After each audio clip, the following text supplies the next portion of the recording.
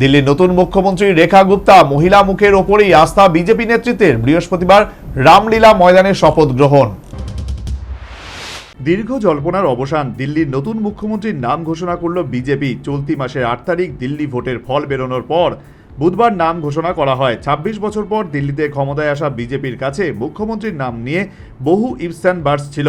প্রাক্তন মুখ্যমন্ত্রী তথা আম আদমি পার্টি প্রধান অরবিন্দ কেজরিওয়ালকে হারানো প্রবেশ বর্মার নাম নিয়ে দীর্ঘ আলোচনা হলেও মহিলা মুখের ওপরই ভরসা রাখল গেরুয়া শিবির।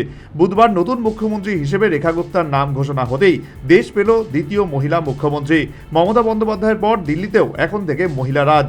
এদিন নাম ঘোষণা হওয়ার পর দল এবং দিল্লির ভোটারদের ধন্যবাদ জানান দিল্লির নতুন মুখ্যমন্ত্রী।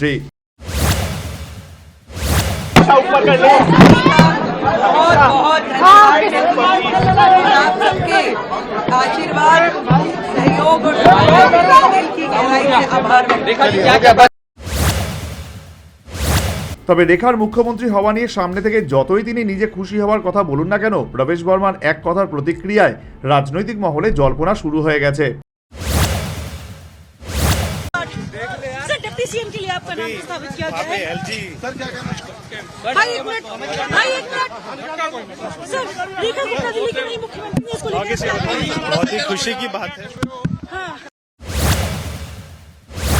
দিল্লি শালিমারবাগ বিধানসভা কেন্দ্র থেকে আম আদমি পার্টির বন্দনা কুমারীকে 29,595 ভোটে হারিয়ে জয়লাভ করেছিলেন রেখা। বৃহস্পতিবার বেলা 10:30টায় রামলীলা ময়দানে শপথ গ্রহণ করবেন দিল্লির নতুন মুখ্যমন্ত্রী রেখা গুপ্তা সহ তার মন্ত্রিসভার সদস্যরা।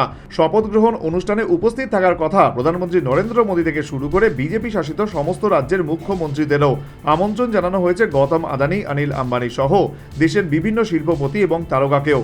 Bureau report, news vanguard.